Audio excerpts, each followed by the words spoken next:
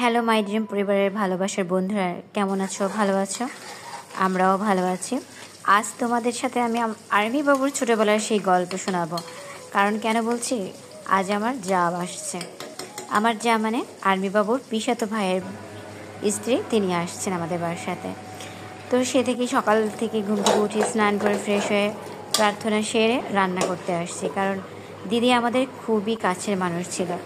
মানে আমার শ্বশুরে তার বোন খুব অল্প বয়সে স্বামীকে হারান, তখন ছোট দুইটা ছেলে মাত্র ছিল।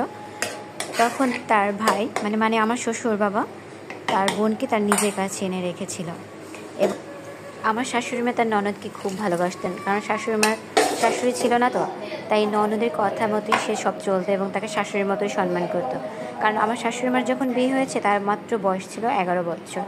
তখন সেই ছোট্ট একটি মেয়ে, সে সংসারে কিছুই বুঝতো না। শাশুড়ি তার ননদ যেভাবে শিখিয়ে দিয়েছে তিনি সেভাবেই চলতো, সেভাবেই করতো। আমার শাশুড়ি মা কখনো তার ছেলে কিংবা ননদের ছেলেকে আলাদা দেখেনি।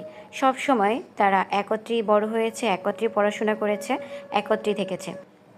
বাবা তার নিজের ছেলে মেয়েদেরকে যতটুকু অধিকার দিয়েছে, বোনের ছেলে মেয়েদেরকে ততটুকু সমান অধিকার দিয়েছেন, তত সুযোগ সুবিধা দিয়েছেন।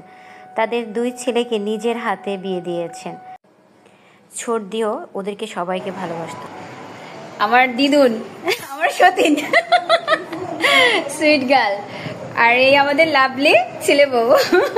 হাই, লাভলি শাশুড়ি, আমাদের স্মার্ট শাশুড়ি। আমার শাশুড়িদের অনেক গুণ। সব শাশুড়িরাই বেশ স্মার্ট, ইয়াং, তারা অনেক রুচিশীল। I am proud of them. খাওয়া দাওয়া চলতেছে, খাওয়া দাওয়া প্রায় শেষের দিকে। আমরা অনেক কিছু খেয়ে ফেলেছি। আমার কাকির হাতের স্পেশাল পাকোড়া চপ, সেটা হচ্ছে চিংড়ি আর কাঁচকলার, অসাধারণ। এটা না খেলে বোঝাই যাবে না যে এটা আসলে চিংড়ি আর কলার। তারপরে হচ্ছে বেগুন, খেলেও বোঝা যাবে না যদি না বলা হয়।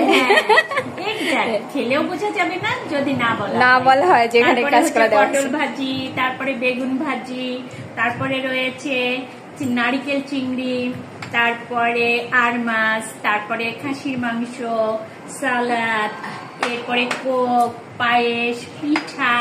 কাকির স্পেশাল পিঠা থাকে। অবশ্য আমার গুণবতী শাশুড়ি, তার অনেক অনেক গুণ আছে। এত ফুলাইও না, অনেক অনেক কিছু।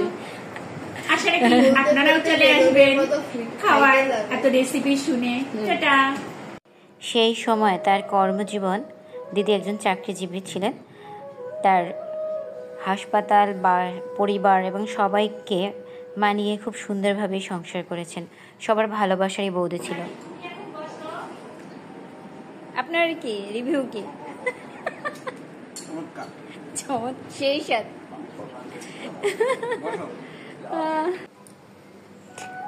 আর্মি বাবু তার সে প্রাণের বৌদিদের কাছে পেয়েও সেও খুব খুশি।